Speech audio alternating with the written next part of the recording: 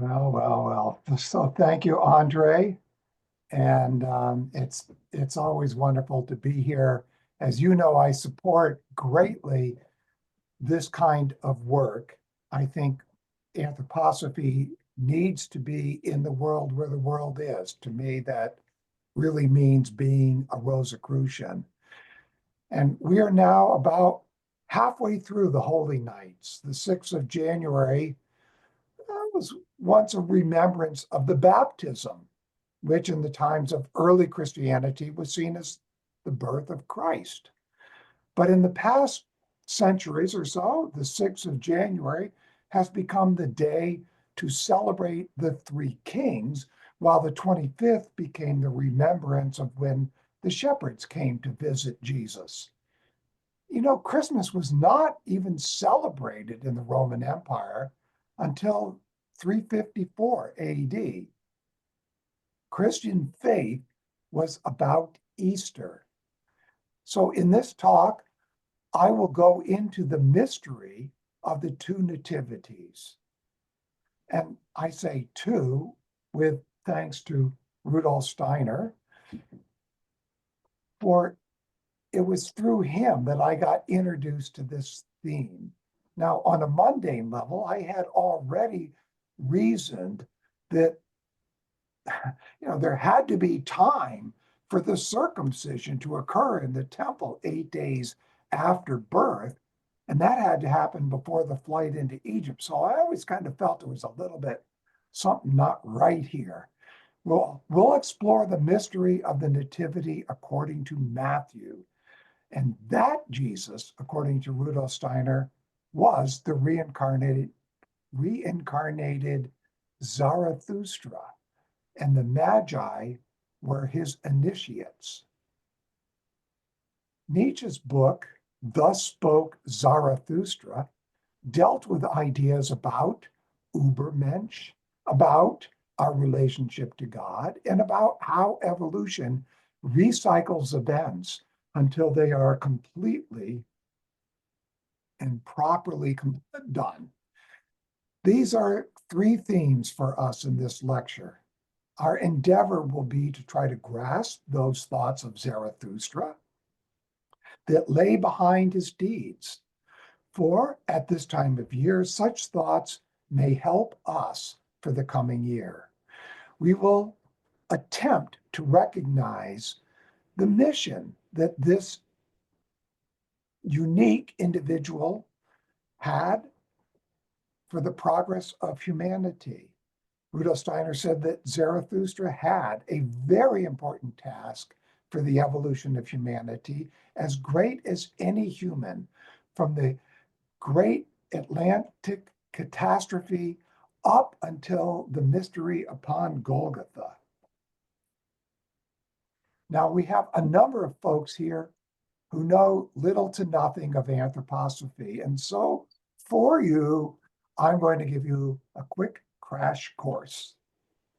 Well, whoops, let me just tell you a little about this. You see, just as the field of metallicity in current day astrophysics say, in order to have heavy metals, there had to have been 3 prior solar systems.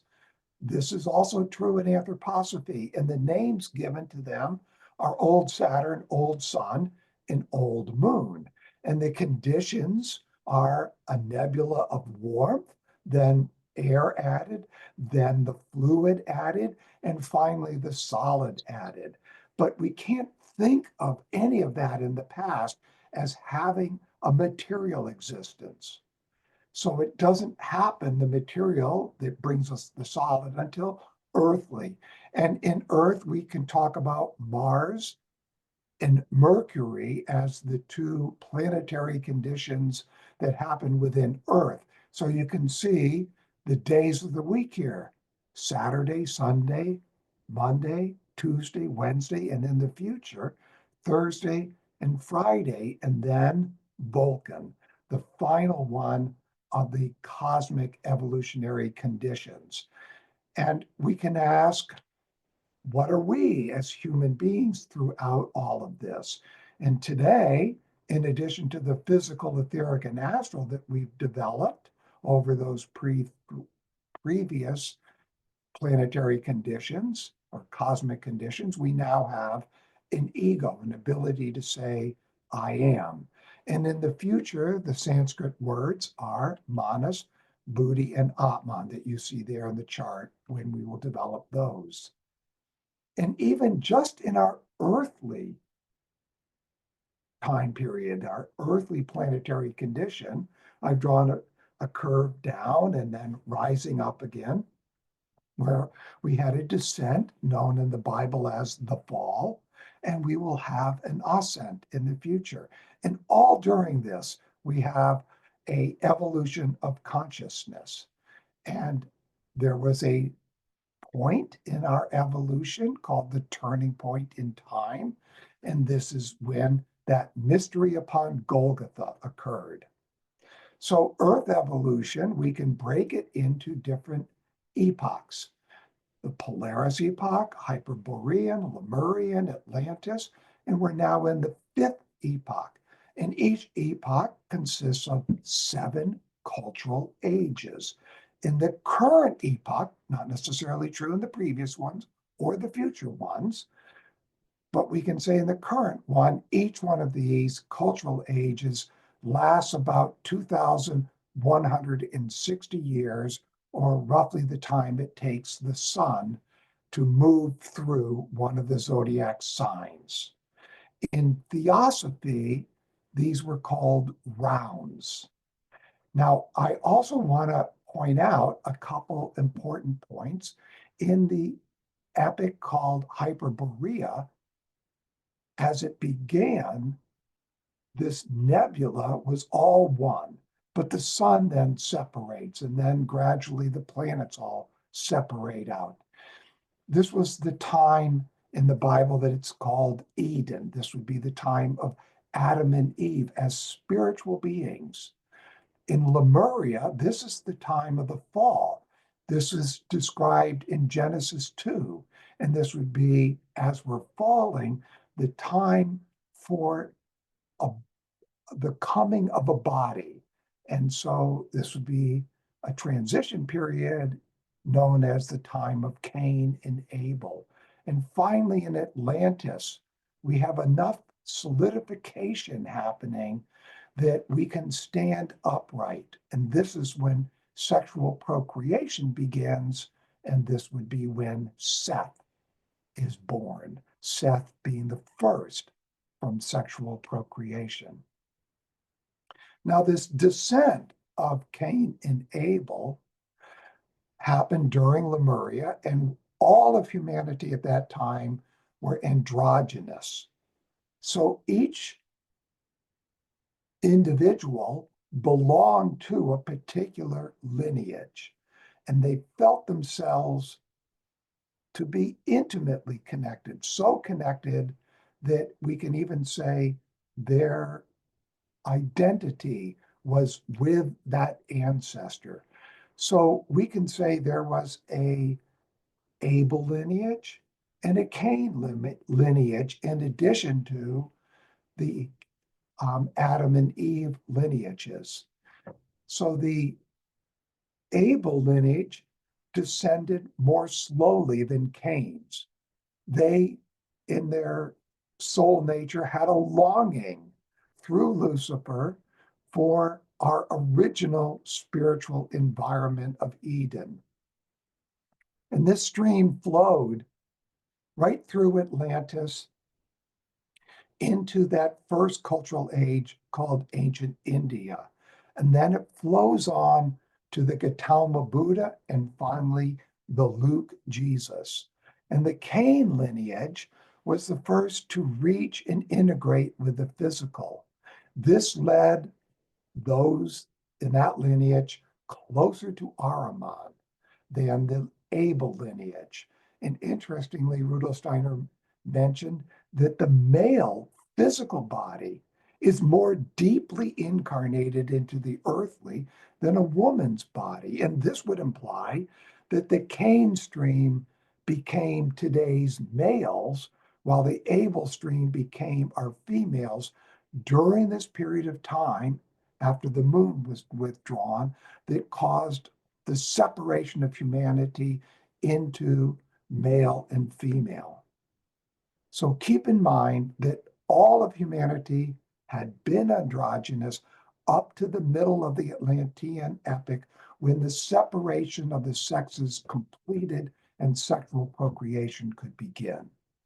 Now, as we fell and approached the physical, something called our phantom body, that which had evolved all the way from old Saturn through old Sun and old Moon, it carries the form for the physical body and could thereby, by entering into the material part of the world, become corrupted.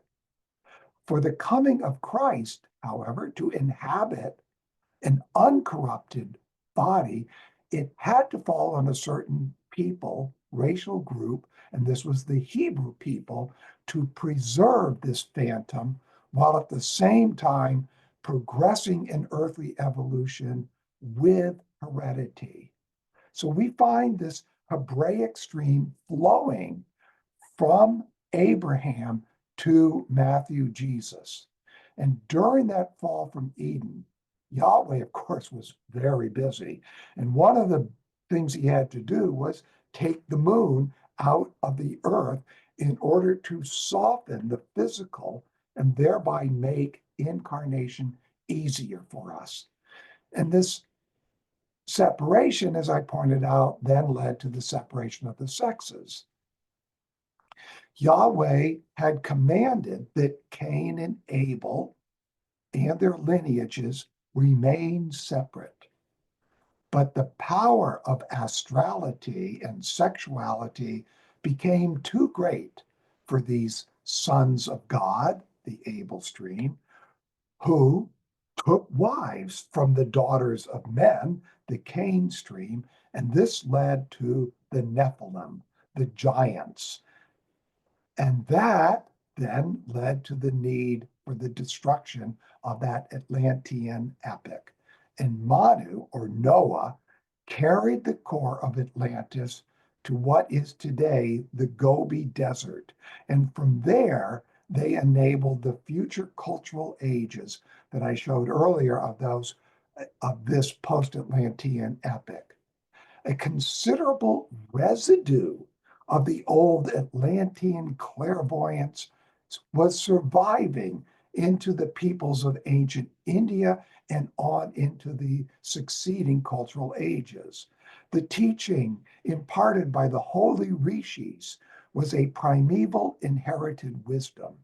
And this legacy of old clairvoyance persisted through that second post-Atlantean cultural age of Persia and on into the Egyptian Chaldean cultural age in its astronomy and sciences. Their sciences existed, however, without any of the logical, reflective thinking that permeates our modern sciences. Okay, during our descent, we went through a period where we were in transition from our spiritual state, that is, during Eden, to what was to be our state upon solid earth. And that's the story of Cain and Abel. But you can say Cain killed Abel. And now we should ask, what does that mean for us today?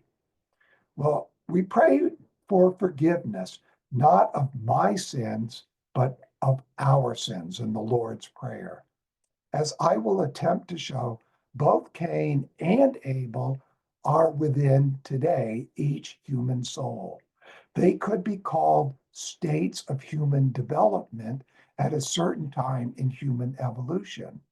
Before the separation of the sexes, we could say the Abel carried more of what was to be the feminine, while the Cain carried more of what was to be the masculine. And to quote Rudolf Steiner, the story of Cain and Abel is none other than the reproduction of an occult experience. Because Cain killed Abel, Yahweh made the race of Cain subject to the race of Abel, or that is, to its priestly wisdom that Seth then became responsible for. I'm sorry. We know that Moses wrote the book of Genesis. Have you ever asked, how did Moses know what to write? Well, he could because his etheric body was given to him by this individual called Zarathustra. Zarathustra, with guidance from Ahura Mazda, also known as the Christ or the sun god or Ra or all sorts of other names in different cultures, had learned the history of earthly evolution back to the beginning, to the Polarian epoch. The form of man was created by the spirits of form, of course, during the first epoch. In Genesis 2, Moses is describing the human being who emerged in the Lemurian epoch. Eating from the tree of knowledge of good and evil meant the Elohim's intended path of human evolution had to be altered.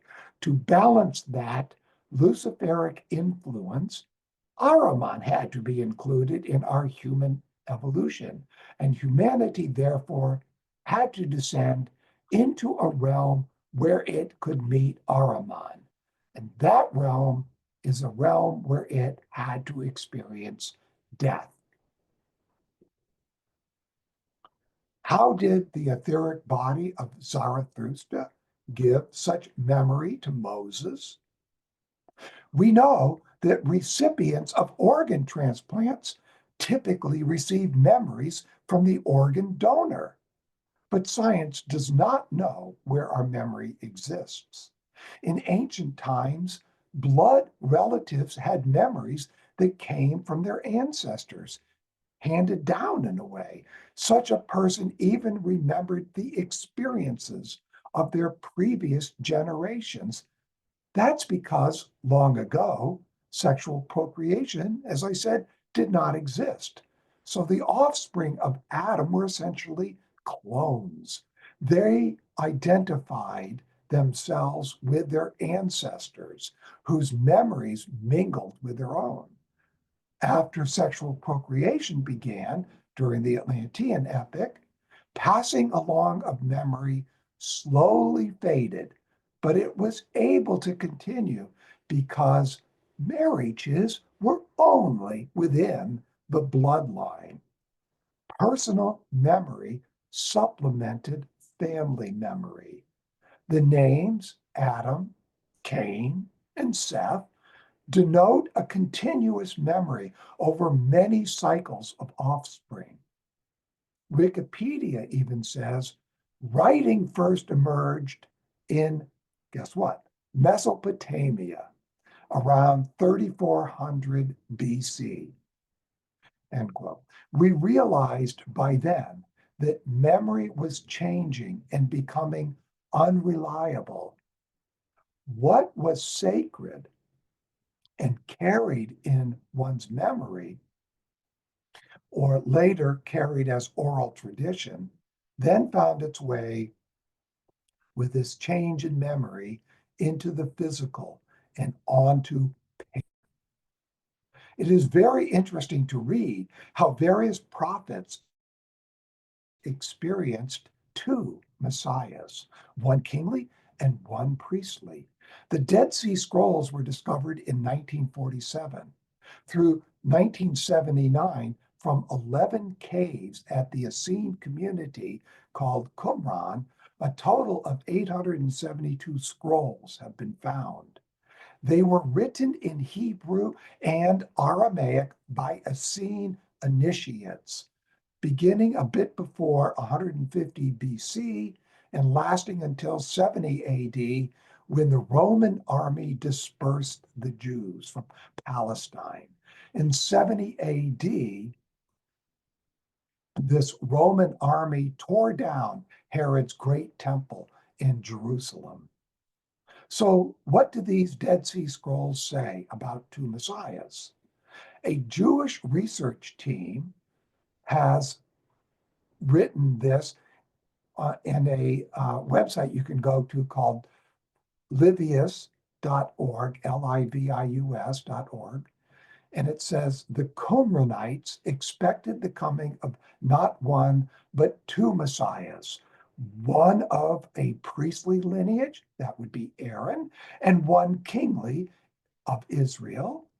Its members, the Essenes of Qumran, were looking forward to a Messiah of Israel and a Messiah of David, who were of the priestly and kingly descendants.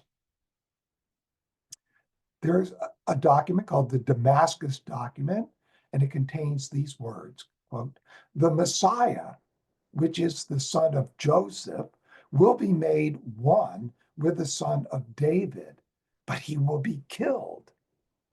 Keep this "will be made one" in mind. Another document, the Testaments of the 12 Patriarchs, that was available to those in the Renaissance time, for it was translated in the 13th century, read, "For the Lord will raise up from Levi someone as a high priest, and from Judah one as king. He will save all the Gentiles and the tribe of Israel." So we find expectations of two messiahs in several other holy texts, including in the Kabbalistic traditions, the book Zohar, which says, quote, "Another Messiah, the son of Joseph, will unite himself with the Messiah, the son of David." You heard this already from another book. "But the son of Joseph will not remain in life. He will be killed and come alive again when the little hill receives life of the great hill." And I always liken this, the skull, as the little hill, and Golgotha as the great hill. And there are three prophecies in the Old Testament: Zechariah, Numbers, and Ezekiel. And you can see them here. So, in summary, the prophets expected two messiahs, two births, and a later merging of these two. Now, let's focus on Zarathustra.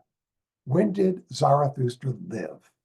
Greek historians have stated clearly that the period ascribed to Zarathustra should be put back 5,000 to 6,000 years before the Trojan War. And that war happened in 1200 BC. So that would mean approximately 6,000 to 7,000 BC. From the Akashic record, Rudolf Steiner placed it, quote, "at least 8,000 years before our present era." And so that would jive with what the Greek historians said. In many ways, the evolution of our consciousness got its start with Zarathustra. Humanity came from spiritual origins, although today we're no longer even aware of this. In the first centuries of the Christian era, there was still a clear awareness of an ancient inherited wisdom that had come from their forefathers, but of which nothing remained except traditions. Our consciousness was very differently constituted in olden days, and there is reason to believe that in the future, other stages of consciousness will be reached that will be considerably different from the normal states of today.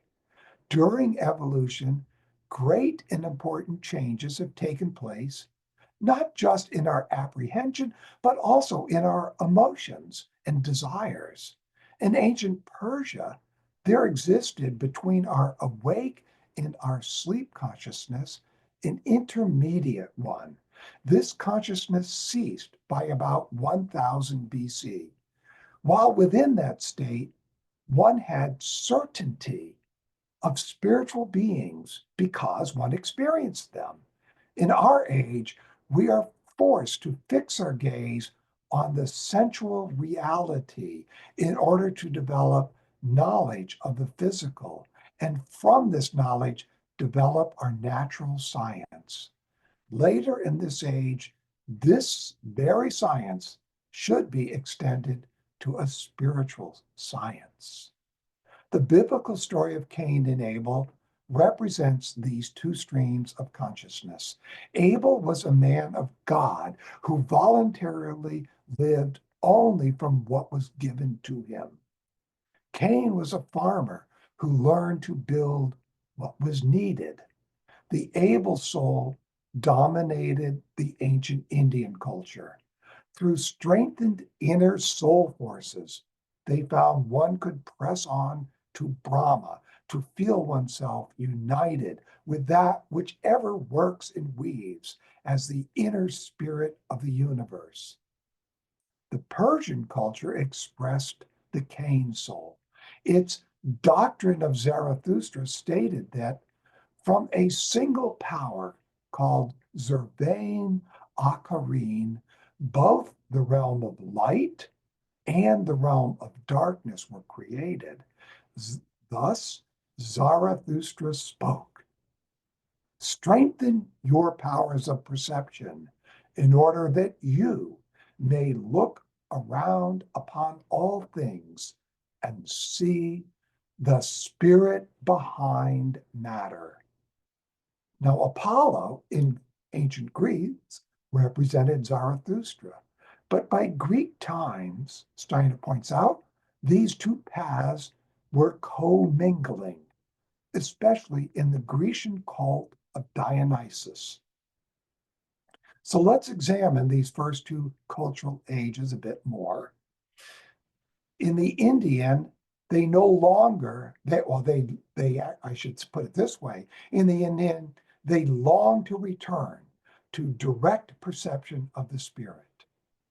This external sensual was for them illusion. They called it Maya, the great non-being. But they had no complaints about this deception. For them, this sense world was simply not reality. They found reality by turning away from this sense world and going back in one's soul into earlier epochs. They found their way there by reliving their memories. And remember what we just said about memories, memories of their own earlier embodiments and their ancestors. They had a yearning for the Atlantean and for those earlier times. They longed to be redeemed from a body that was increasingly dependent on Maya. Thus, the expression of ancient India was out of the Lemurian Abel stream. Into this stream, Lucifer easily worked so that he could have his incarnation in the East, in China, around 3000 BC. The next cultural age, that is the Persian, began north and west of India. Zarathustra was its progenitor. His new worldview called for an awakening leading to resurrection. His task was to grasp with joy the and intellect in order to penetrate through it to the spirit. He taught us to be responsible for the future and that we were superior to nature, able to build and develop. This stream led towards the coming of individuality and was the expression that began in the Lemurian Cain stream. But here, Ahriman could find entry. Up to the appearances on Earth, there had been these two streams. And I said during the Greek ages, they began to commingle. Henceforth, Humans had both streams as these became internalized. One had a preponderance for one or the other. And this has continued into our times. And it was also commonly carried in the bloodline.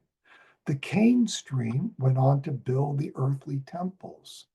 As the outer became inner, the Cain mission then became the building of a dwelling for the appearance of the Logos on earth. This is an inner dwelling. But at the same time, the divine within that had been carried by the Abel stream also had to develop itself. And so we have a distinction between the sons and daughters of men, the descendants of Cain, who were to prepare the worldly aspect, and the sons of Abel or Seth, who as priests cultivated the divine aspect within. Christ Jesus united these two streams. The temple had first to be built outwardly. He who was able to raise it up again in 3 days would become the God within. So we have the stream of the sons of Cain as well as the Abel Seth stream.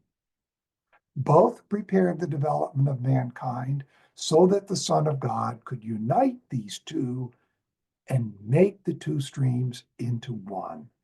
In fact, many of the prophecies, as you've seen, spoke of two messiahs. And in the temple legend, Rudolf Steiner spoke about the builder of Solomon's temple, Hiram Abiff, as an initiate of the Cain stream, while Solomon was of the Abel stream. Balkis, Queen of Sheba, representing the human soul, came, and upon meeting Hiram Abiff, even though her, her that part of the human soul that looks to the spirit looked upon Solomon and said, "Yes, I'll marry you."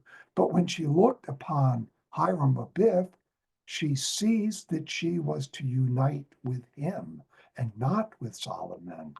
Hiram becomes later Lazarus, who takes on the name John after his initiation by Christ in the raising of Lazarus.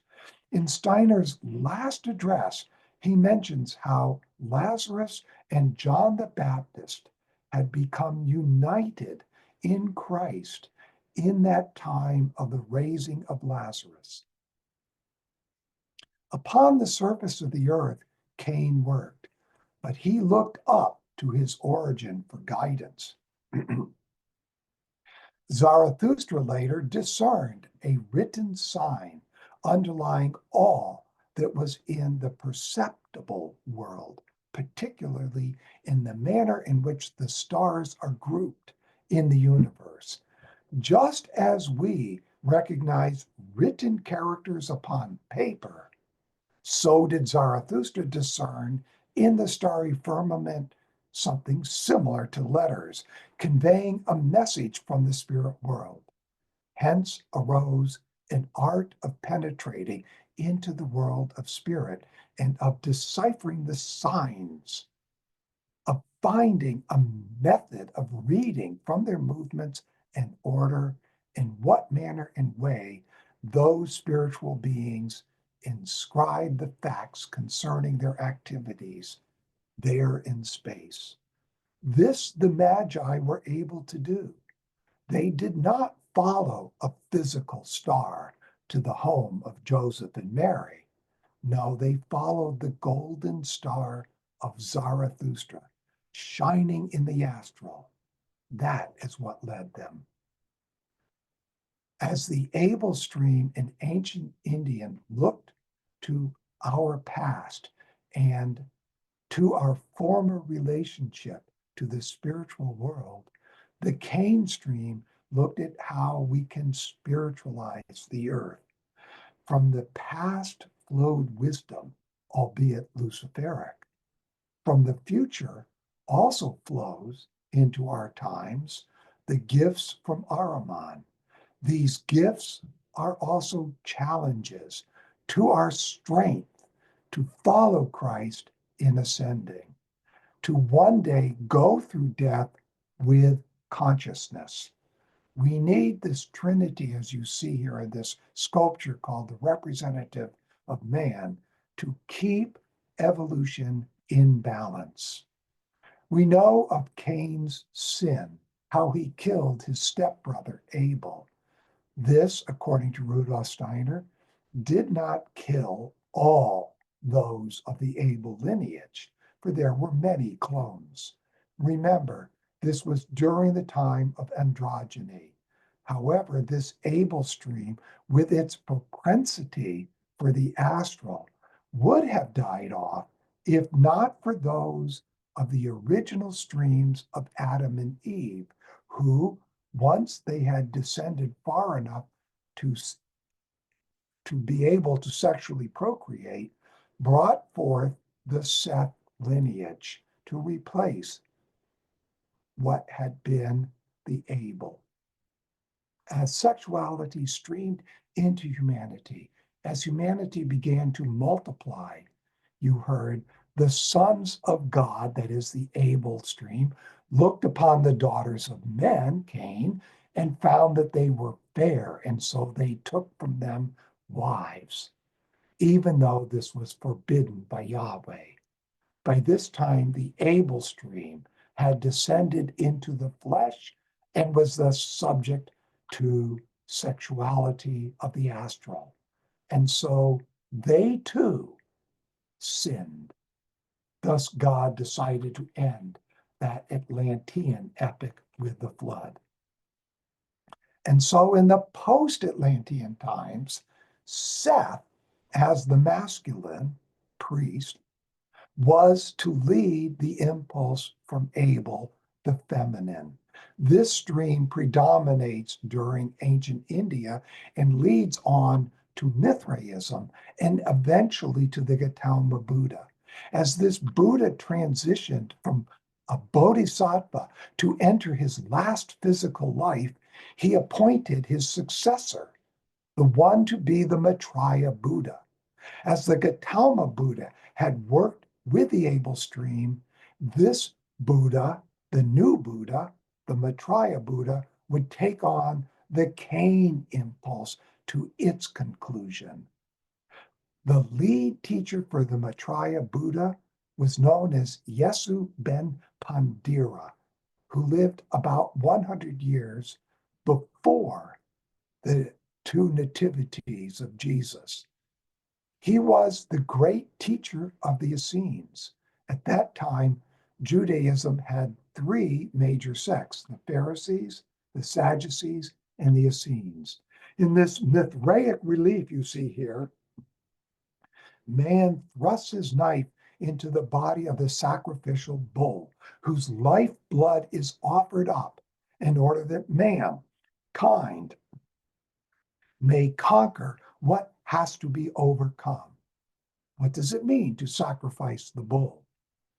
Taurus precedes Christ, who came during the time of Aries as the Lamb of God.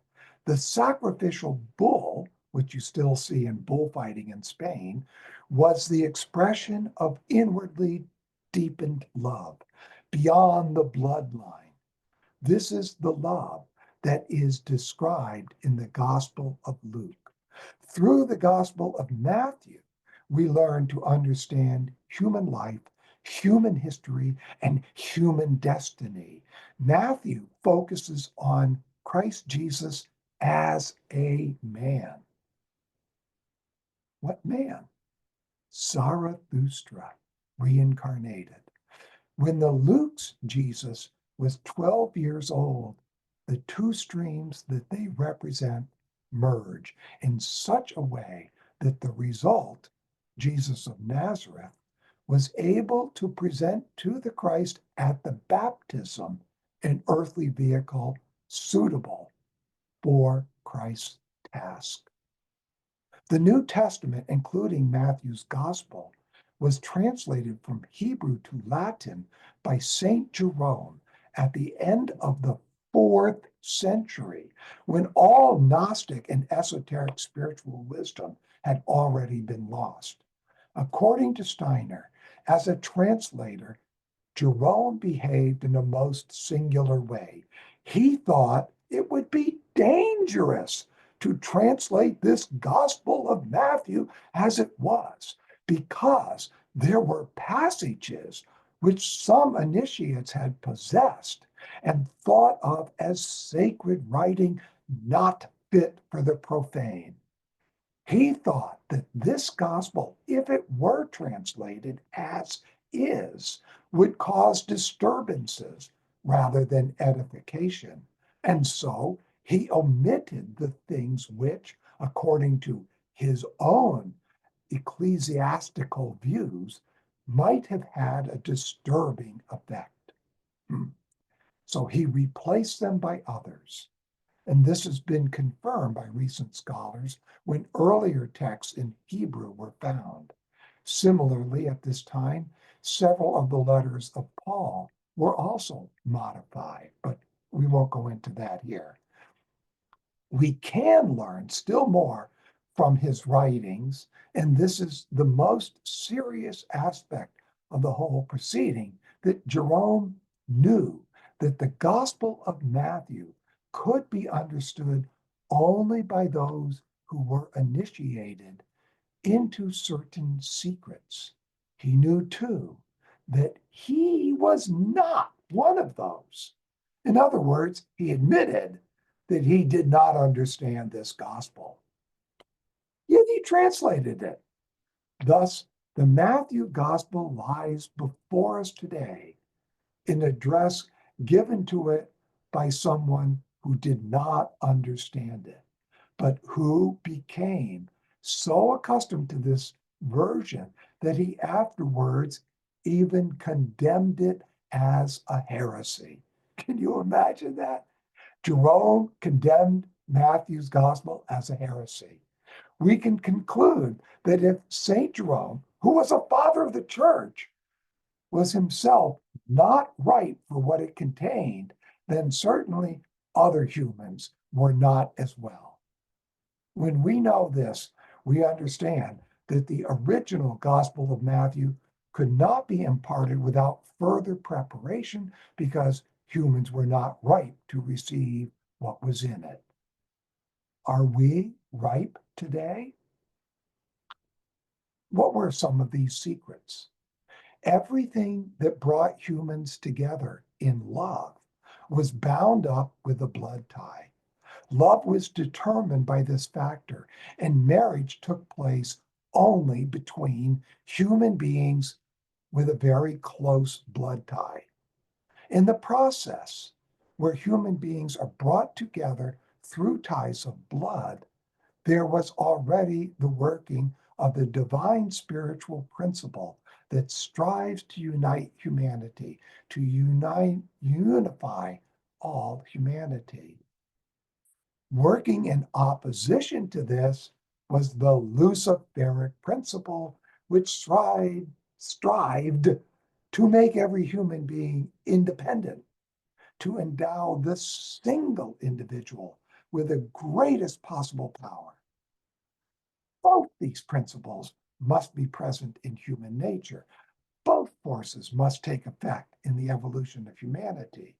So, what was the mission of the ancient Hebrew people, the chosen tribe, in this evolution that led to the coming of the Messiah?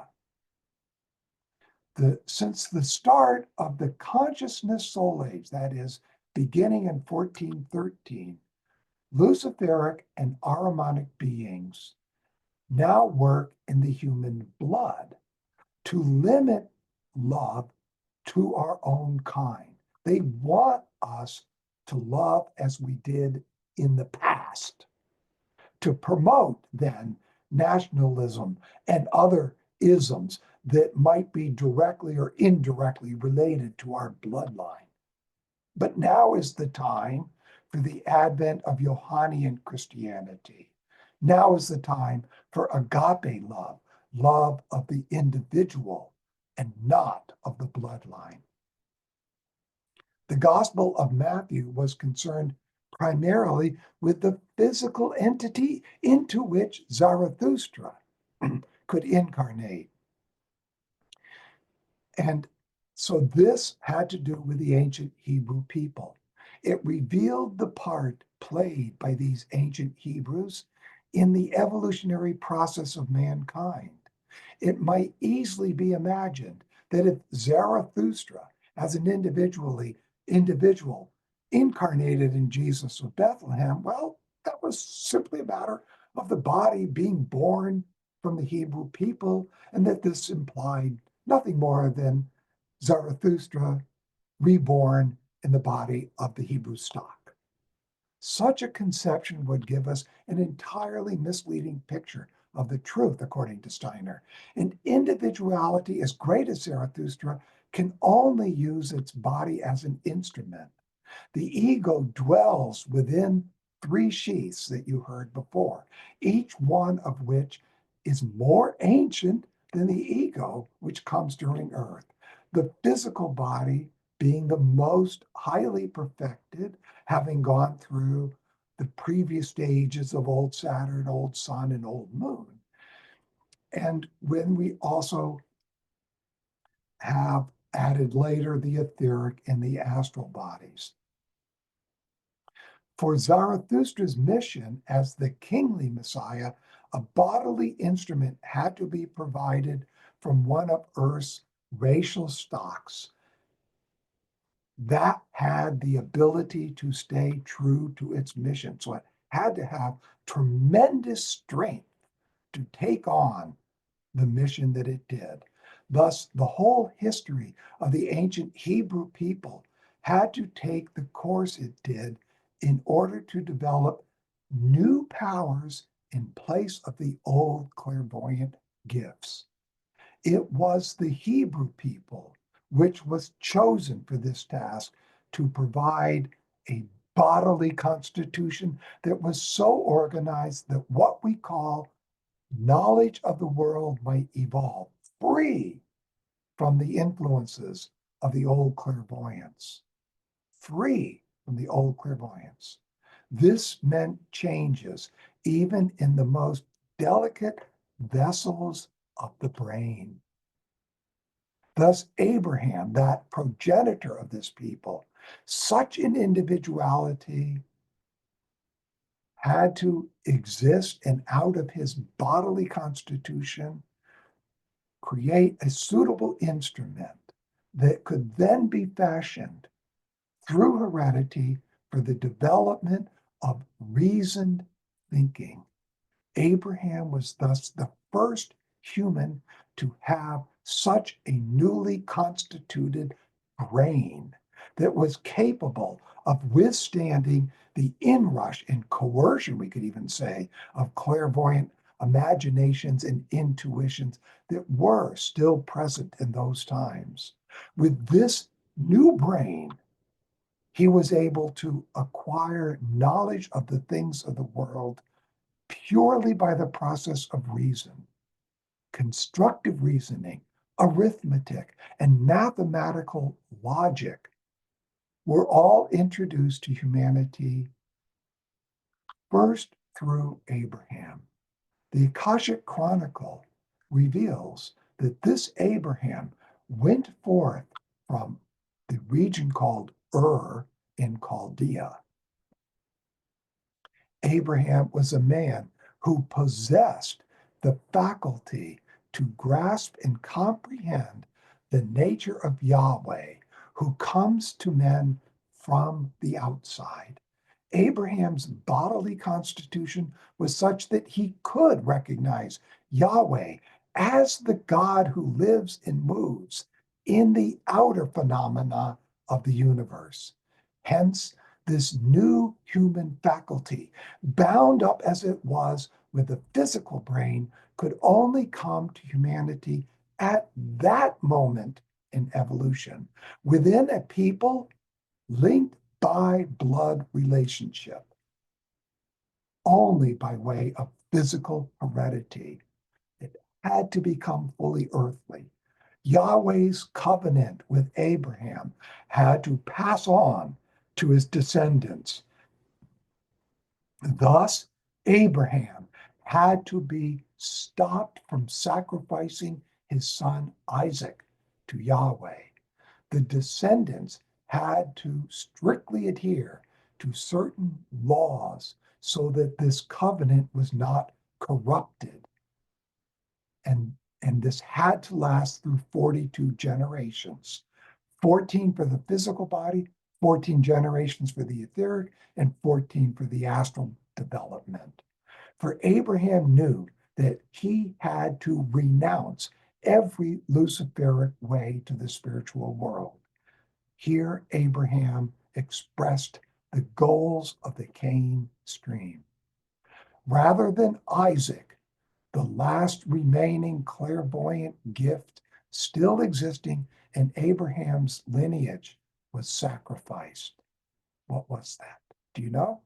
This last gift was the two-petaled lotus flower, denoted by the two-horned ram.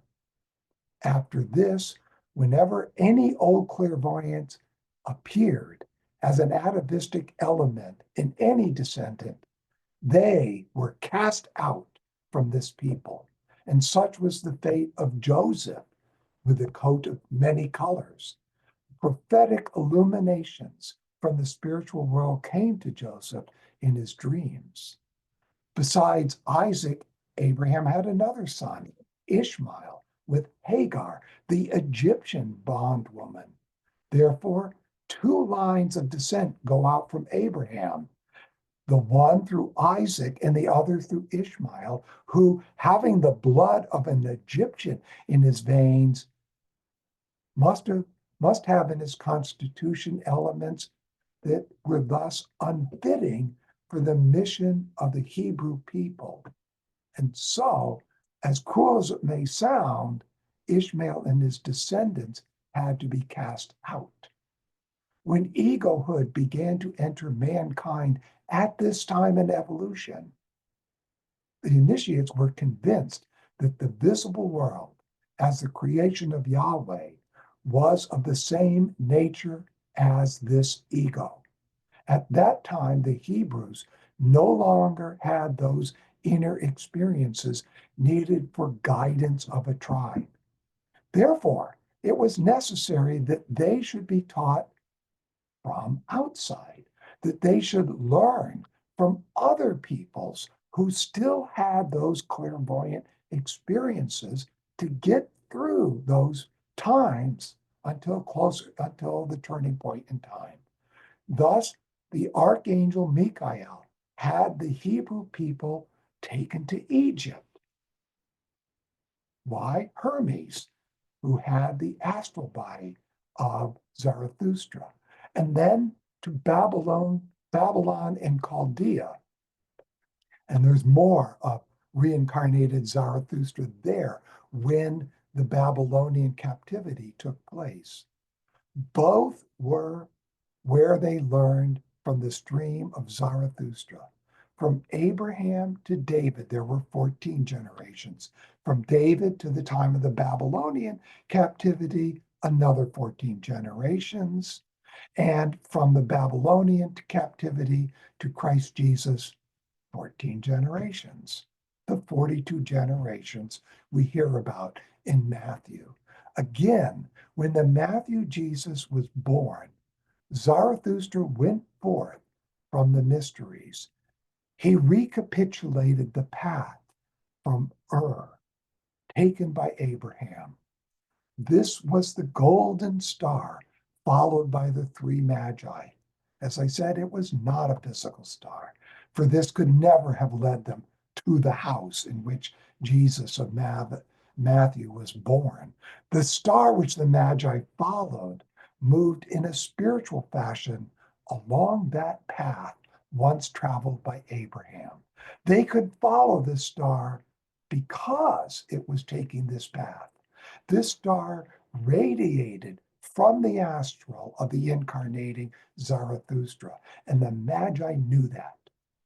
And they knew in following the star, they were following their great teacher, Zarathustra, who was taking for his path of reincarnation the path he had taken before. Just as Abraham once went up from Ur in Chaldea to Canaan, so did Zarathustra, as the coming Jesus, follow that path. And then this path was further followed into Egypt. Like the Hebrew people, this Jesus child is brought back again from Egypt. Abrahamic history is recapitulated in the destiny of that Bethlehem Jesus who was Zarathustra. The Gospel of St. Matthew here revealed the secret of human history, that the destiny of every great individuality charged with a special mission must recapitulate the whole process of their prior development before beginning what was to be newly achieved. Those who manifested traits deemed to be that tribe's heredity mission were expected to have many wives from the bloodline, typically. And so Solomon had just a few, 700. He also had 300 concubines. One to single out was Balkis, Queen of Sheba.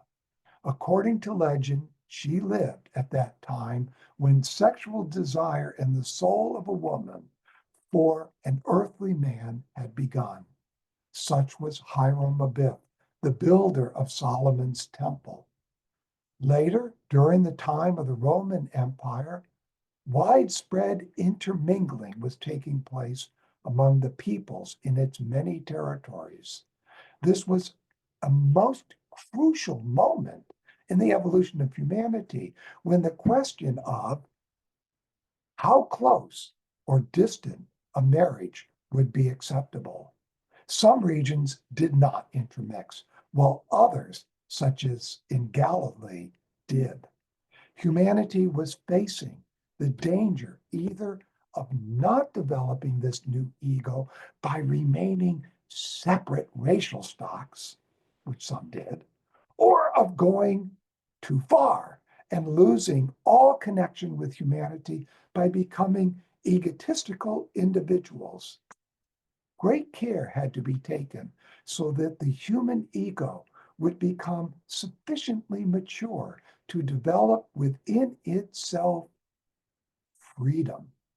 Humanity's goal was to unfold from within itself in freedom the love which, because it now belongs to the life of soul, is no longer bound up with a blood tie. For such an ego, love is freed from being bound to the astral, to the etheric, and even to the physical. This possibility had to exist before the Christ could enter human evolution. This was the mission of Zarathustra.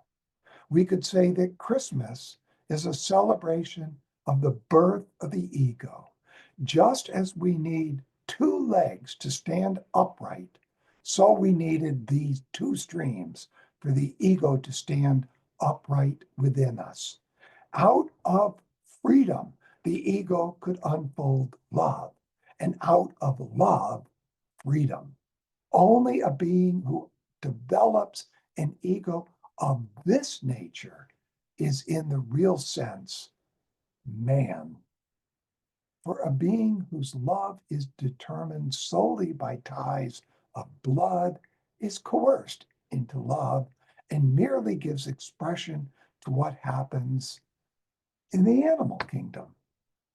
It was at this point of history that full manhood became, for the first time, a possibility. With his fully developed ego, each human became the crown of earthly creation, or maybe I should say, could become. The ancient Hebrew people were chosen to provide the bodily constitution, the bodily sheaths, which so develop as to become fit to receive the bearer of this heavenly ego. It was their mission to build the temple into which the two streams of Zarathustra and Buddha could bring their offerings. The first offering was made by Zarathustra in that he incarnated in the body built by Abraham's lineage. The later offering was overseen by Buddha in that he rayed forth his nirmayakana into the other Jesus, whose lineage went back all the way to Adam Kadmon, the archetype of mankind. Moses was an Egyptian initiate. Because Zarathustra had bequeathed his etheric body to Moses, he could help guide him from the spiritual world. After the Hebrew people were led out of Egypt by Moses, they then pass into the lands of Ishmael. Moses brought with him the wisdom he had acquired from his Egyptian initiation, but he could not simply impart to the Israelites what came from those Egyptian initiations. Moses imparted to the Hebrews something that could well be grafted into the stem of this people because it was related to them in a most definite way. In the lands of the Ishmaelites, there was initiation of a certain kind. Those attributes and qualities which had been transmitted to them through Ishmael's mother Hagar. Those qualities which were also derived from Abraham, but in which were preserved many elements inherited through Hagar from the ancient past. Out of the revelations from this branch, it became possible for Moses to make the revelation of Sinai intelligible to the Israelites. What sprang from this stock is contained in the teaching of Moses. For on Sinai, the ancient Hebrew people received back again in the Mosaic law what had been cast out from their blood. They received it back from without. The giving of the law by Moses is connected with something that sprung from the descendants of Hagar. The law given to this Judaic people did not spring from the highest faculties in Abraham or Moses, but from Hagar. When we hear Jesus of Nazareth, we might think of the town. In that town, there was a group of Essenes, and they were known as the Nazarenes. These people were able to perceive out of a new clairvoyance all that had been prepared from the earliest days of the Hebrews, in order that out of and through this people, the Christ might be born and understood. Among them were prophets who spoke about this, and we heard about the Dead Sea Scrolls. The last great Nazarene lived at the time of Christ, and his name was John the Baptist. These Nazarenes were bound by strict and strenuous rules. The first demand made on a Nazarene was total abstention from all alcohol. Indeed, the taking of any food prepared even with vinegar was forbidden. The Nazarene must avoid anything of an animal nature as well. In the strictest sense of the word, he had to be a vegetarian. Thus, John the Baptist, who adopted this way of life, is told he fed on carabines and wild honey. To summarize, it was an evolutionary struggle for humanity to attain agape love out of freedom. Both Lucifer and Ahriman opposed this. Mother-to-child love was originally placed in the bloodline by higher beings, and this spread to love within the bloodline. Lucifer opposed this by pushing humanity towards individualism and egoism. Abraham had the role to develop the physical foundation for the coming of an ego free of corruption from Lucifer. And now that this has happened, the future of this evolution of love will be challenged by Ahriman. Just a couple last tidbits. When the flood came, this individual Noah, also known as Manu, led a group consisting of initiates from the 7 oracles eastward until they came to what is today known as the Gobi Desert. And from here, they have brought successive inspirations for each of the cultural ages. The first culture was ancient India, and then some 2,160 years later, the Persian culture with Zarathustra as its highest initiate was founded. And what Zarathustra gave to the world was fundamentally different from the teachings of the great leaders among the ancient Indians, whose words have lived on in the moving poetry of the Vedas and continued, as I said, even to the revelation of the Gautama Buddha. The Indian culture developed the forces necessary for what Rudolf Steiner called the mystical method, while the path of spiritual science was originally introduced by Zarathustra. It involved penetrating through the veil of the outer world to the spiritual. For the Indian, revelation came about through a mystic merging of one's consciousness within. The forces necessary for the mystical method were evolved within one's inner being. For the spiritual science of Zarathustra, the veil had to be torn asunder by the enhanced power of one's spiritual forces, and then one's awareness stretched outward into the great cosmos. Such were the Magi. Rudolf Steiner tells us that these 2 paths continued during the Egyptian Chaldean, and as I said, commingled during the Greek times, and then became inner attributes of the soul after the turning point in time. Zarathustra spoke, "I have a gift to bestow upon humanity which shall endure and live throughout the ages and will smooth the upward path, overcoming all false doctrines which are but obstacles diverting us from our struggle towards the attainment of perfection." Zarathustra felt himself to be the servant of Ahura Mazda, and as such, he experienced personally the opposition of Ahriman. From Zarathustra, there is within us what we could call a perfecting principle. It tells us that whatever may be our present condition, this principle will work persistently within. Through it, we may raise ourselves ever higher and higher.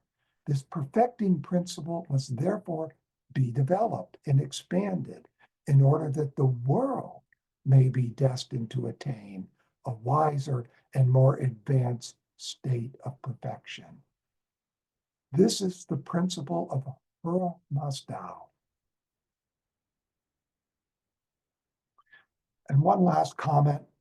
Plutarch stated that while Pythagoras had obtained all the knowledge that he could from the Egyptians concerning the methods of geometry, and from the Phoenicians concerning arithmetic, and from the Chaldeans astronomy, he was forced to turn to the successors of Zarathustra in order to learn the secret teachings regarding the relation of humanity to the spiritual world.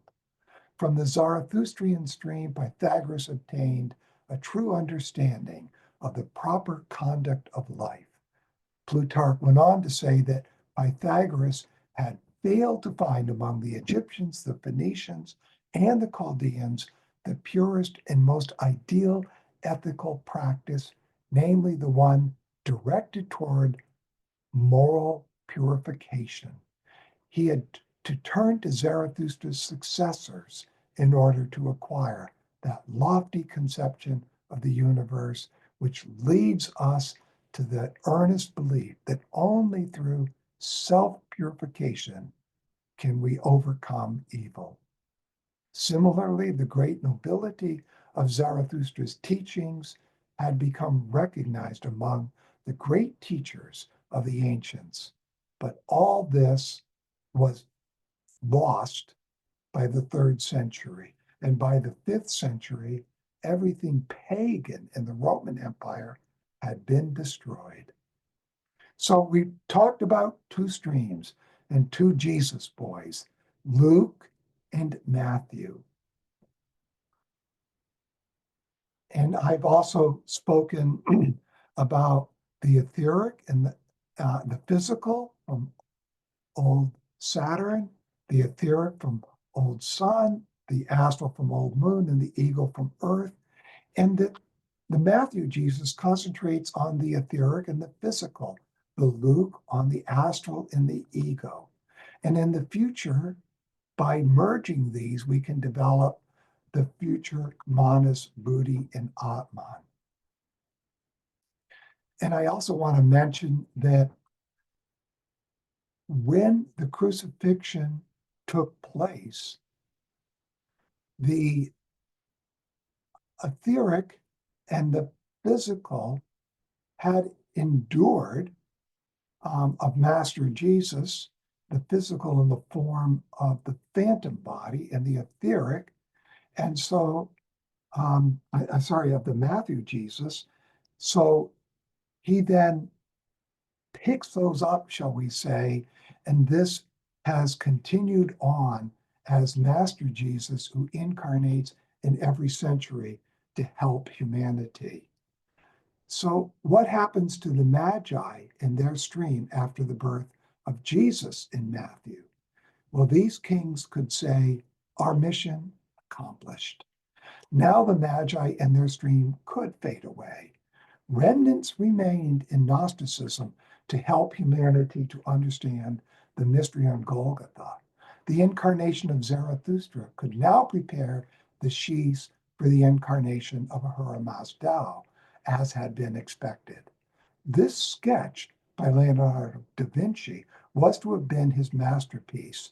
The art world in Florence at that time was abuzz with anticipation of this painting. But in 1481, Leonardo abandoned it. Why? Instead, he began to paint this. He ended up painting not only 2, but 3 Virgin of the Rocks. And one is in private hands in Switzerland and not well known, but you can, if you do a search, find an image of it. It's kind of between those 2. In my extensive studies of Leonardo, I've concluded that before Leonardo left Florence for Milan, and they did that for safety reasons, he had been initiated by Marsilio Ficino in the Platonic Academy that had been established by Cosimo de' Medici, in whose household he was a member.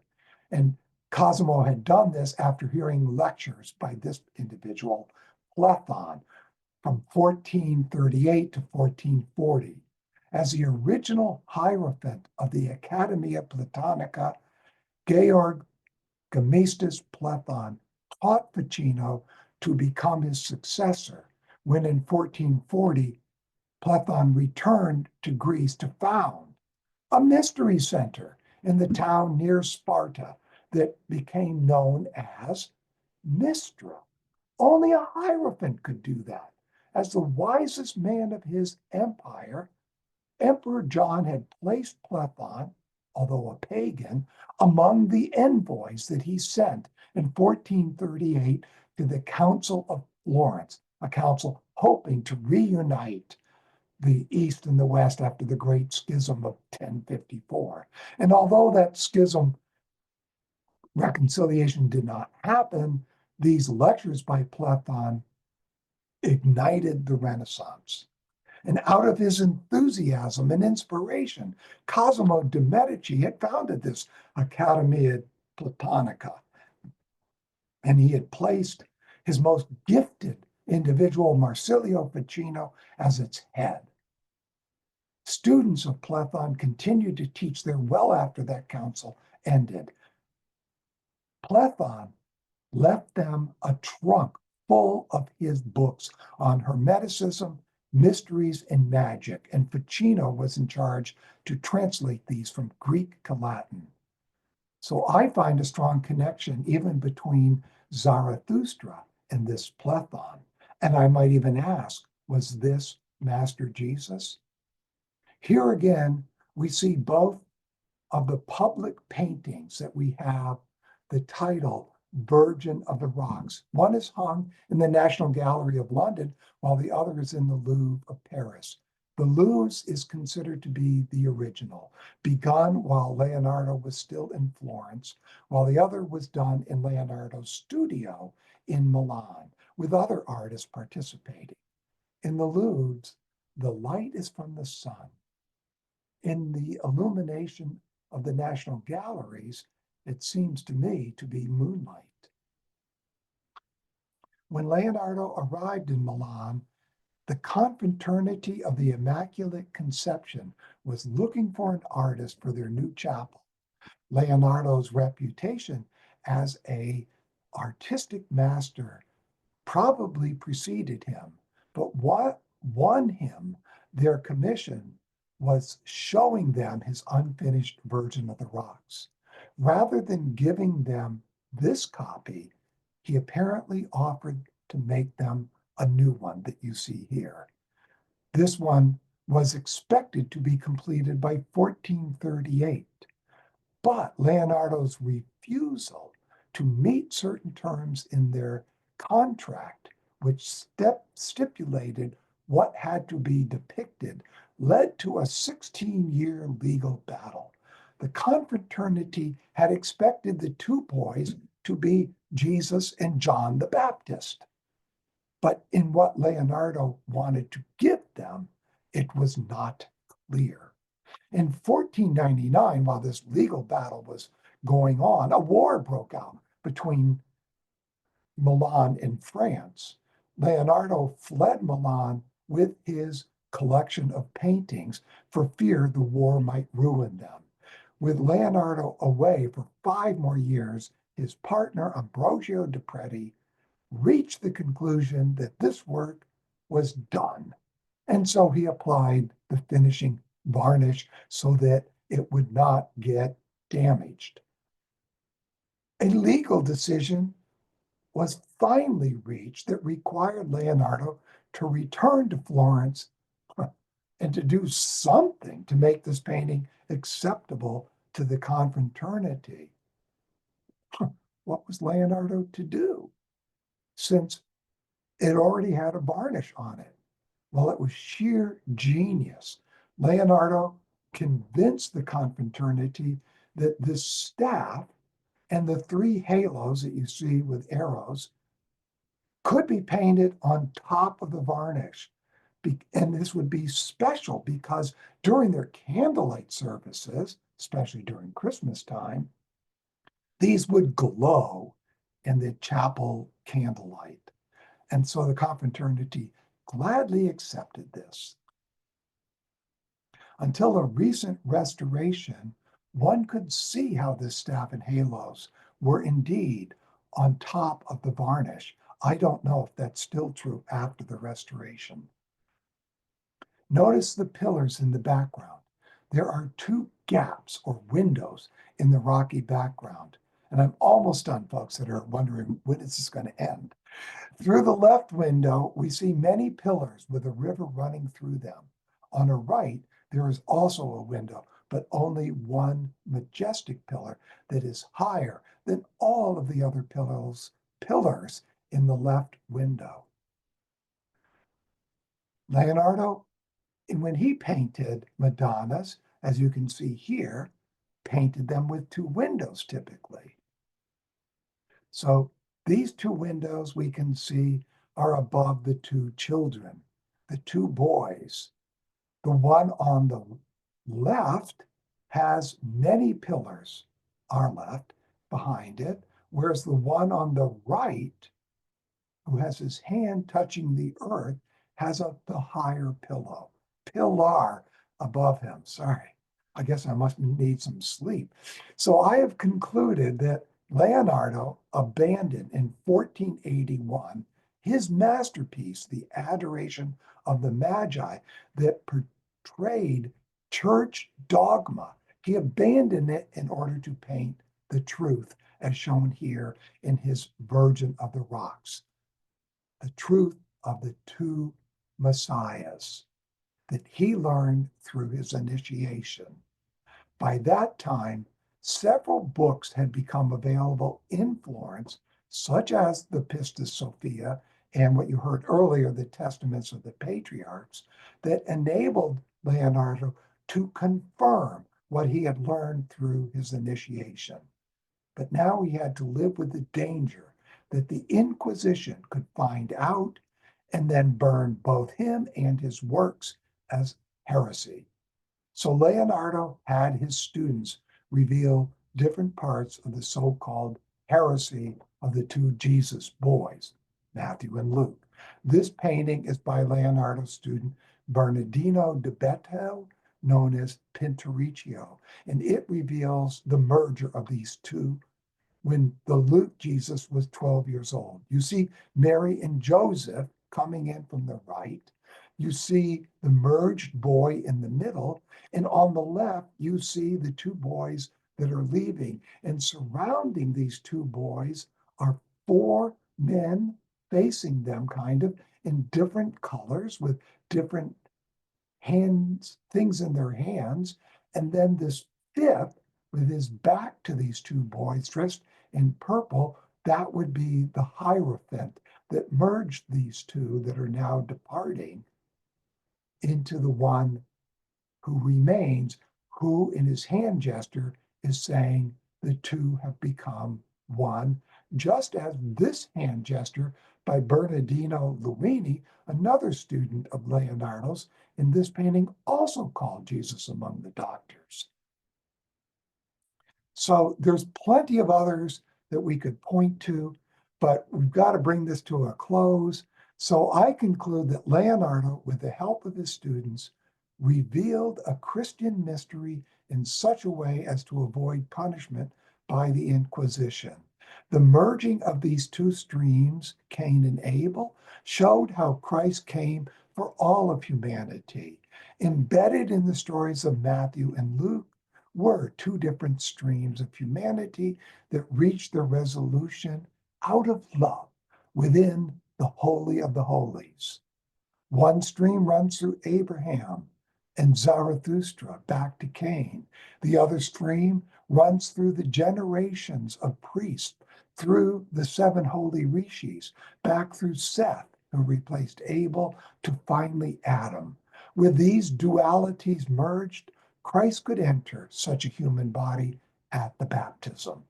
I find it fascinating when I read a Steiner lecture wherein he said it was part of his own mission, Steiner's own mission, to unite the Cain and Abel streams.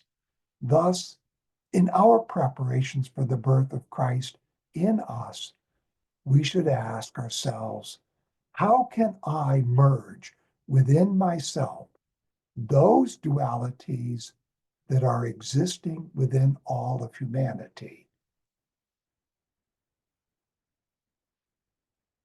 The Matthew family, soon after the sojourn in Egypt, moved to the safety of Nazareth.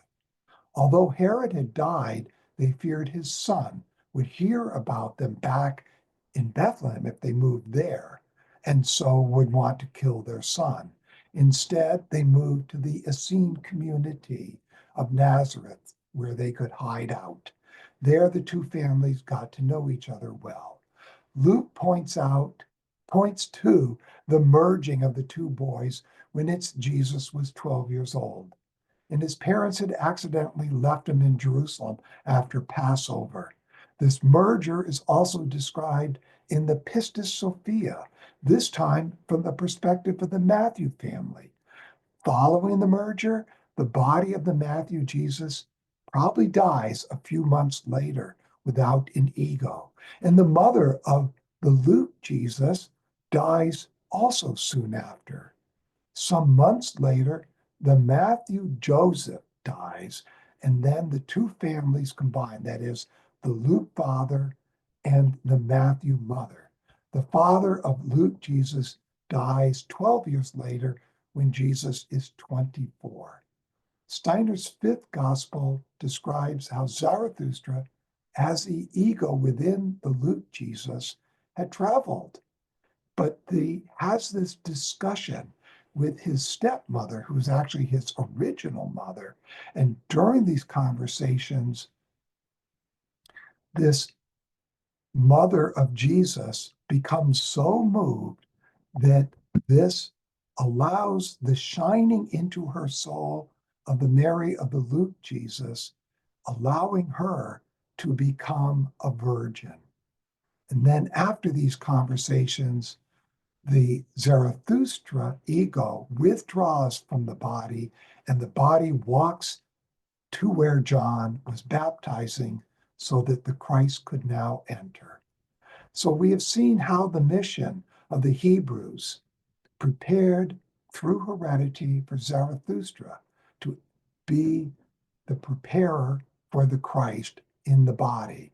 We have seen how there was present in Abraham faculties to be developed in the Hebrew people through successive generations. And this required, although seemingly cruel, that many elements had to be discarded, while only the suitable elements should remain to be developed further in the blood through heredity.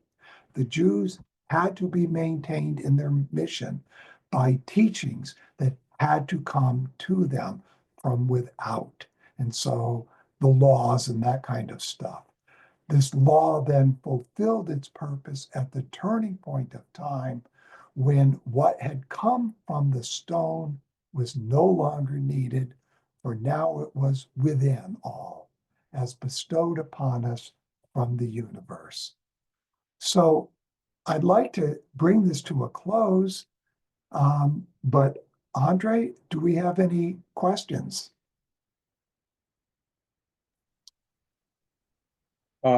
Well, yeah, thank you so much, dear Andrew. So it's a great work, so much you put together.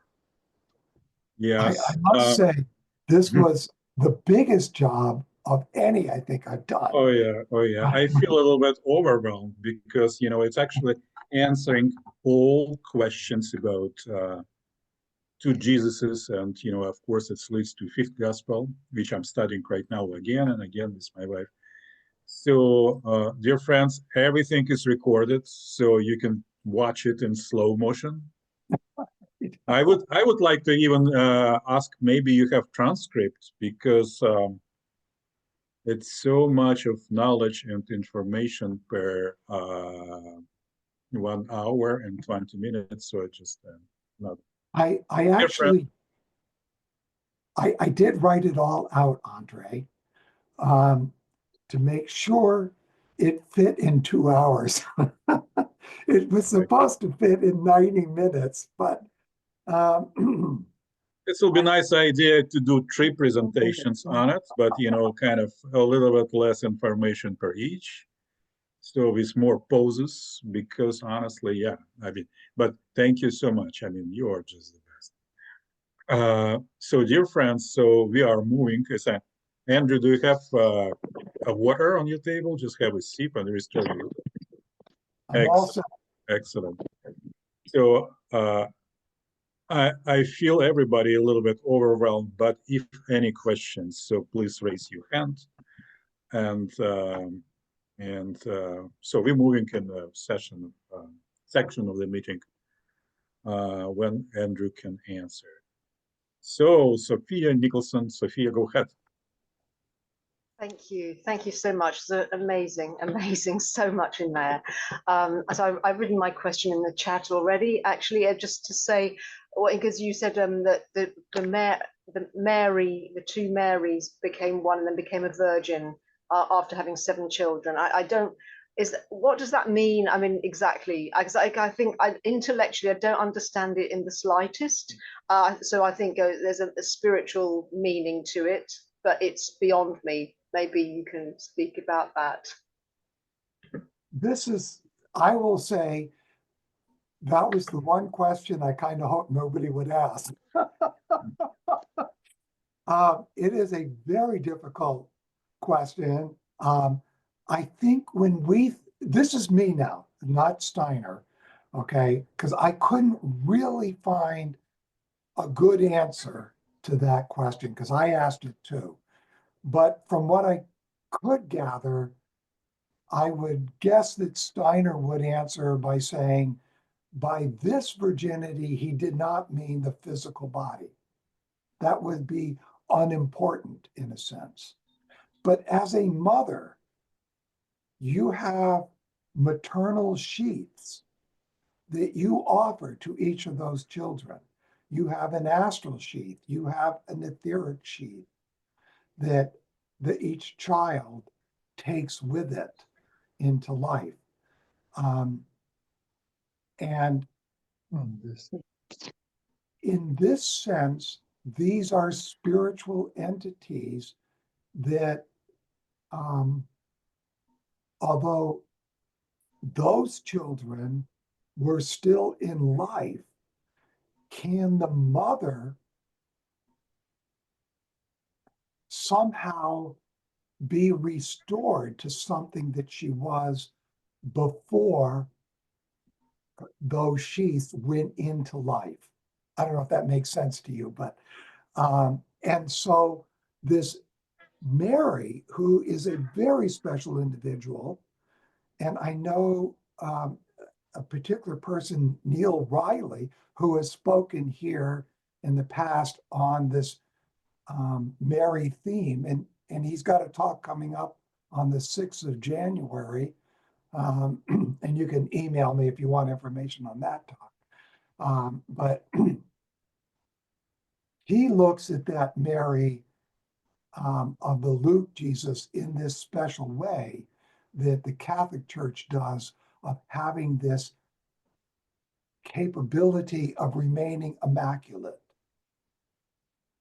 That there's something about her that stays clean because she is bringing forth this child not through sexual procreation, but through God.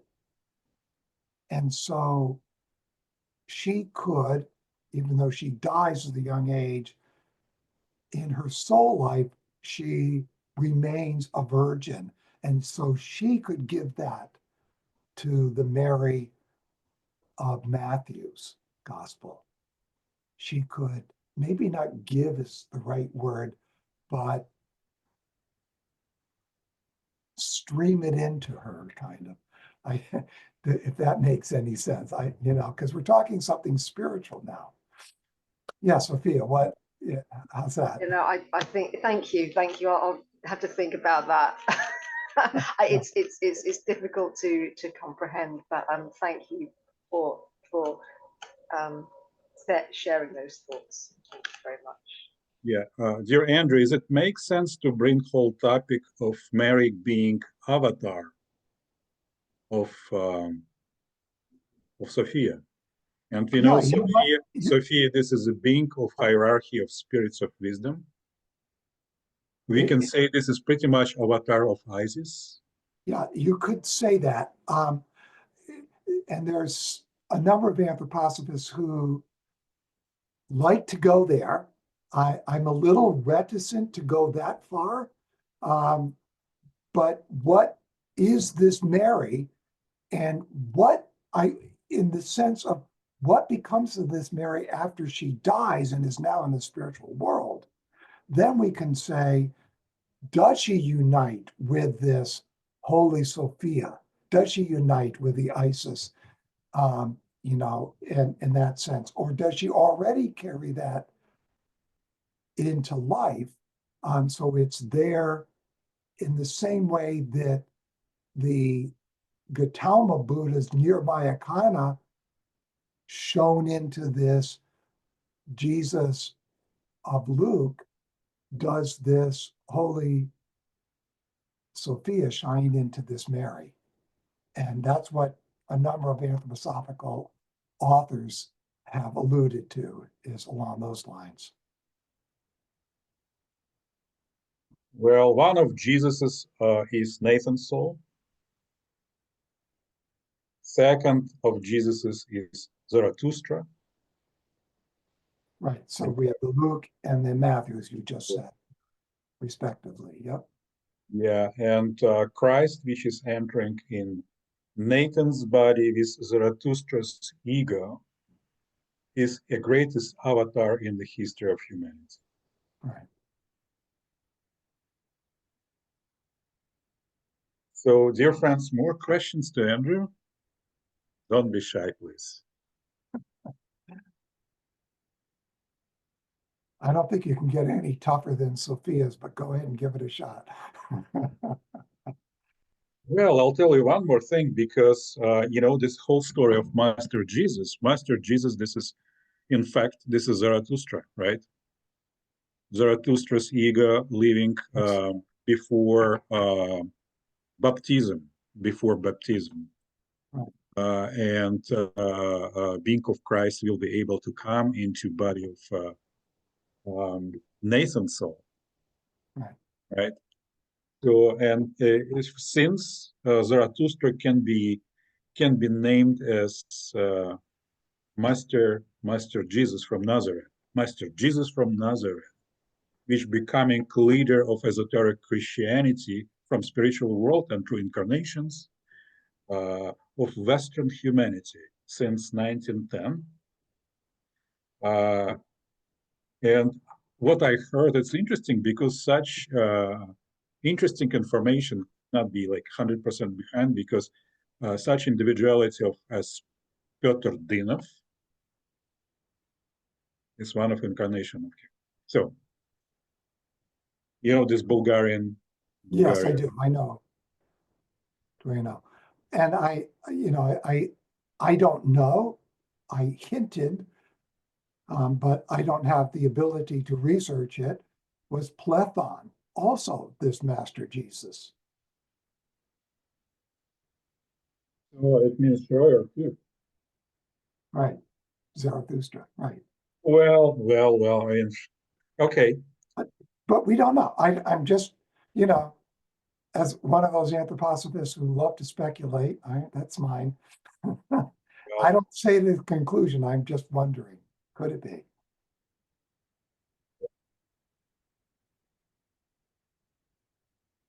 Any more questions, folks? Well, Andre, maybe we can, we have one, and then we could let people go and have some dinner or whatever. Emre, thank you so much for helping us with presentation Oh, yeah. of Martha Loving. So You're welcome. Thank you so much. Andrew, yeah, fantastic and thought-provoking presentation, information-packed. I'm not sure, hopefully not pulling things too far afield, but the uniting of the Cain and Abel streams in relation to the war of all against all. You have any comments on that? No. Well, yes.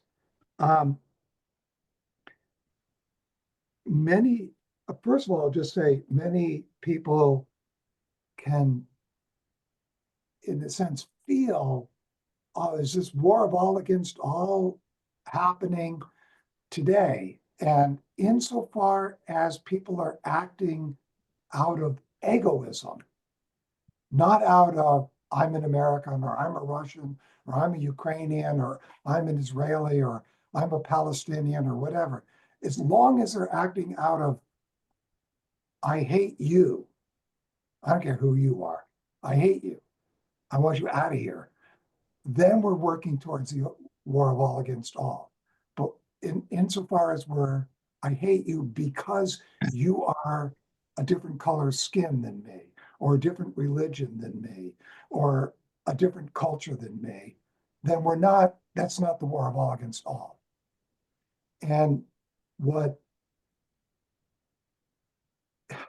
there's a very interesting lecture, 5 lectures in the set called The Inner Realities of Evolution.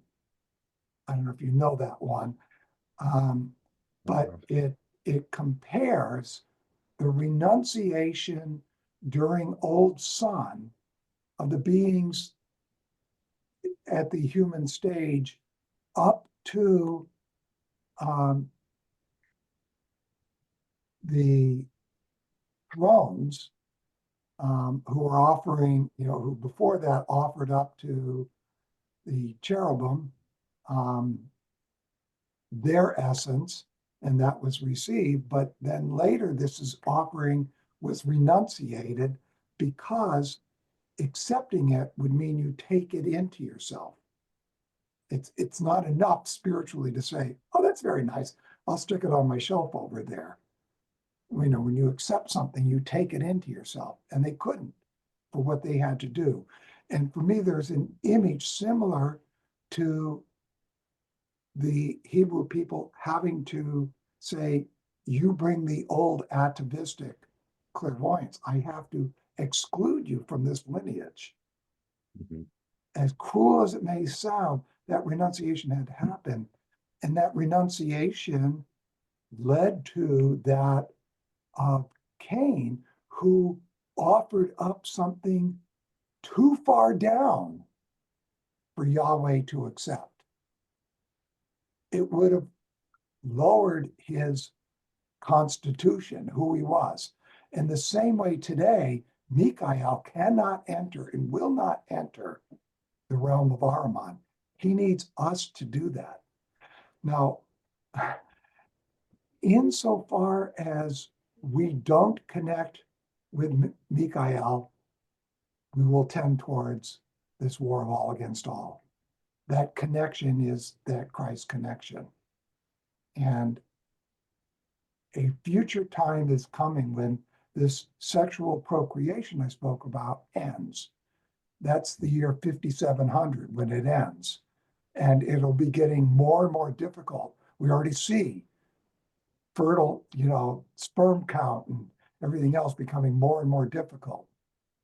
Mm-hmm. And this will continue so that the development of something other than the physical body will come about to keep us on the earth.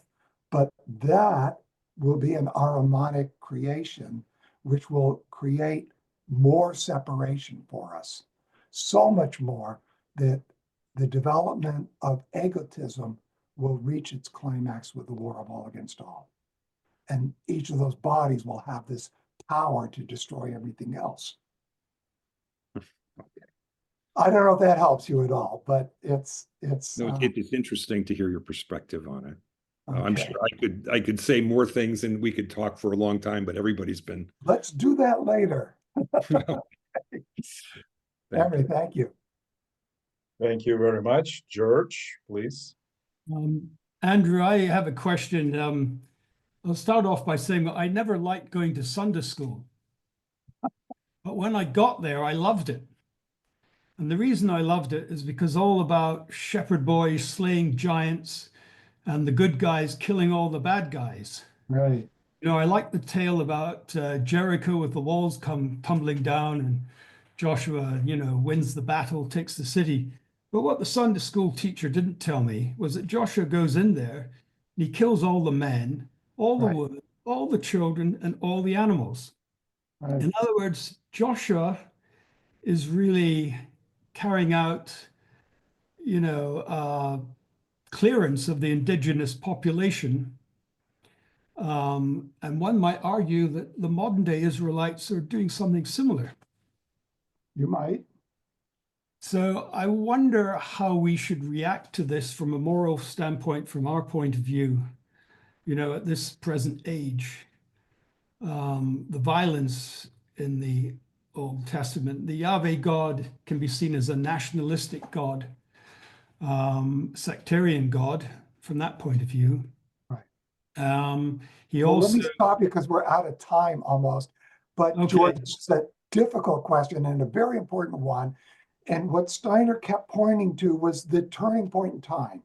And since then, all of this nationalism, all of this sense of we're the chosen people, we're better than you, all of that should be done away with. Sure. And so, we have fundamentalist Christians who want this war, who say, by bringing about the war, we're bringing about the second coming and these sort of things. And to me, this just reeks of Ahriman. And so, or in Lucifer, they're doing this in that, and it's horrible. I agree with you. It's horrible, but I do know Steiner did deal with this, but to the light, it was a short paragraph in a lecture I read where he sort of had a justification for it, but I can't remember the life of me what he said. It was some time ago. The other question is whether, do we see these things as symbolic or are they historical? I don't know. Well, you have to ask the question when we think Cain and Abel, we immediately think, and same thing with Adam and Eve, we think of physical bodies like we have. We think that they had the same brain and the same thinking. And I tried to show totally different. Adam and Eve, spiritual. Cain and Abel, starting the descent, starting to take on physical substance, but a big transition period.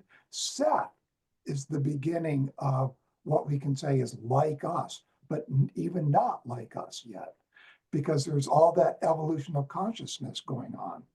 So, when it talks about these things, it had to use the words that even in those days weren't taken as materialistic as we take them today. But today we take everything materialistically in those words. Yeah.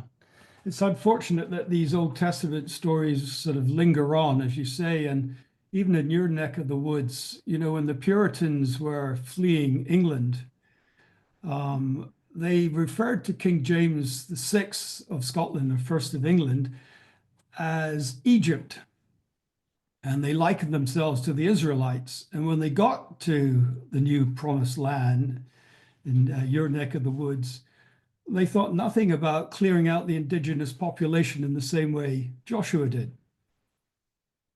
I've heard theologians sort of bring that argument around that Protestant has linked itself more with the Old Testament in a sense, which justifies these sort of actions. Anyway, just some thoughts. Just a quick comment. My aunt was a Daughters of the American Revolution scholar, and she traced the Linnell ancestries back to those who came over on the Mayflower. Oh my goodness. And so, well, I'm glad that I mentioned that so we could establish this. Right. Although I would say that in the beginning, there wasn't this sense of clearing out the indigenous peoples that are on, where that thought permeated those along the coast. But don't forget, smallpox did a huge job ahead of them. Yeah, Andrew and George, just a little comment on Jehovah, because Jehovah left position of spirit of folk of Hebrew people long ago. And actually it was beginning of tragedy of Jews. Because I mean, first they experienced voice of bat call, which was kind of replacement. And then according to Rudolf Steiner later, Another being took position of Hebrew folk soul, which is being of Agasphere, mystery of Agasphere, which is in fact God, I mean, human being who became kind of God. And here we can say, I mean, this is actually something which is carrying impulse of nationalism. Yeah. Yeah. I don't know if you want to bring up, there were a couple comments that were put up on chat, and Yeah, Valdemar's got something to say about it. Waldemar, yes, welcome if you want it. Well, Waldemar? well, okay. I just wrote some thoughts on the chat, but if you wish, I could say something about it. You see, it's incredible that Joshua kills everything but the prostitute that took care of the spies. I think this makes no sense whatsoever. Why the cows had some, some guilt or something against the Jews and so on, and children and old people and so on. And I think the interpretation is that this is a symbol for the fact that the Jewish religion at that time was the correct one. So it's not killing people, The image is that the pagan religions should disappear. Those that were reviving or traditionally maintaining the old mysteries and so on, atavic initiation and so what? Clairvoyance, atavic clairvoyance and so on. So I don't think one should take those words at their,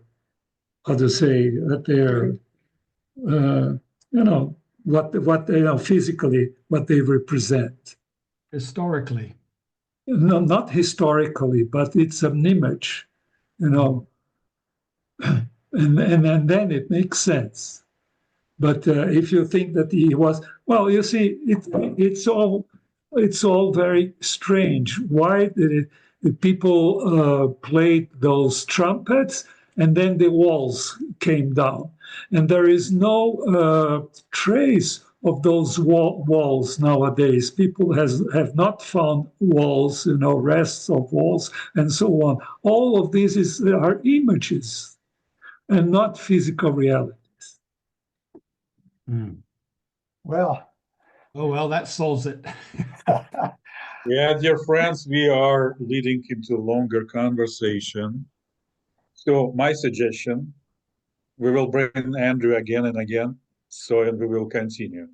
Andrew, I mean, can you just make a shorter, less intensive presentation so we can concentrate on one topic at least? Well, I mean, I'll tell you, because, you will be invited as many times as you want. So, yeah, that's why. Yeah, I do have some shorter ones. It's interesting because the Front Range Anthroposophical Cafe only allows 30 minutes. And every time they ask me to speak, I always get this call, 30 minutes. Remember, 30 minutes. Dear Andrew, we are not cafe, we are restaurant. So with big dishes, but still. Well, right. Andrew, I'd like to say that's one of the fastest 1.5 hours I've ever experienced. So thank you very much. Oh, thank you. That's a very meaningful thing to say. Thank you very much, George.